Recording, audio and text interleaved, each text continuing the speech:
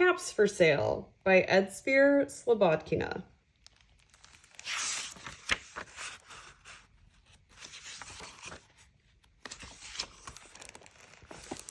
Once there was a peddler who sold caps, but he was not like an ordinary peddler carrying his wares on his back. He carried them on top of his head. First, he had on his own checked cap, then a bunch of gray caps, then a bunch of brown caps, then a bunch of blue caps, and on the very top, a bunch of red caps. He walked up and down the streets, holding himself very straight so as to not upset his caps.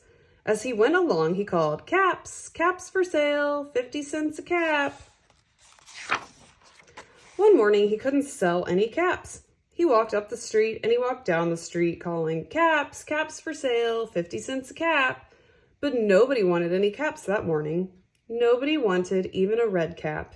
He began to feel very hungry, but he had no money for lunch. "I think I'll go for a walk in the country," he said. And he walked out of town slowly as to not upset his caps. He walked for a long time until he came to a big tree. "That's a nice place for a rest," he thought, and he sat down very slowly under the tree and leaned back little by little against the tree trunk so as to not disturb the caps on his head. Then he put his hand to feel if they were straight. First his own checked cap, then the gray caps, then the brown caps, then the blue caps, then the red caps on the very top. They were all there, so he went to sleep. He slept for a long time. When he woke up, he was refreshed and rested. But before standing up, he felt with his hand to make sure his caps were in the right place. All he felt was his own checked cap. He looked to the right of him, no caps. He looked to the left of him, no caps. He looked in back of him, no caps. He looked behind the tree, no caps. Then he looked up into the tree, and what do you think he saw?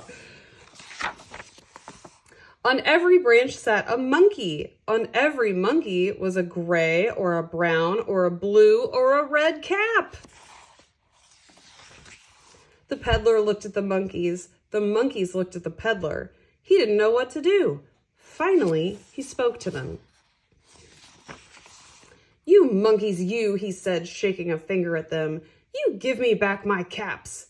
But the monkeys only shook their fingers back at him and said, "Tz, tz, tz."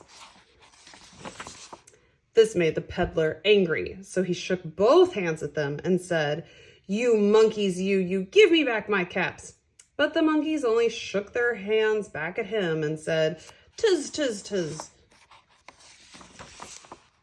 Now he felt quite angry. He stamped his foot and said, "You monkeys, you better give me back my caps." But the monkeys only stamped their feet back at him and said, "Tz, tz, tz." By this time, the peddler was really very, very angry. He stamped both of his feet and shouted, "You monkeys, you must give me back my caps." But the monkeys only stamped both their feet back at him and said, "Tz, tz, tz." At last he became so angry that he pulled off his own cap, threw it on the ground, and began to walk away. But then each monkey pulled off his cap. All the gray caps, and all the brown caps, and all the blue caps, and all the red caps came flying down out of the tree. So the peddler picked up his caps and put them back on his head. First his own checked cap, then the gray caps, then the brown caps, then the blue caps, then the red caps on the very top. And slowly, he walked back to town calling, "Caps, caps for sale, 50 cents a cap."